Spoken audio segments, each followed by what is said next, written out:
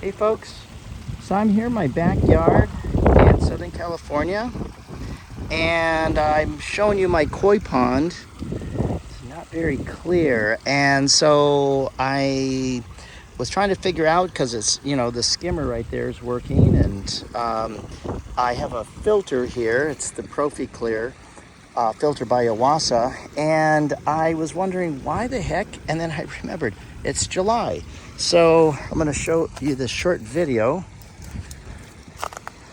The world's only self-cleaning koi pond filter is the Bitron here, and it's the Clear, and then the Bitron is this big UV 55 watts. And so I just changed the bulb. It took all of 2 minutes to change, and I'm going to do another video. And see that bright blue light? That it was burned out before. Now it's big blue light, and so I'm going to do another video shortly on a day or two to show you how quickly this thing works. And as you can see, it's really murky right now. Can't really see much. We'll do another video in a couple of days, so stay tuned.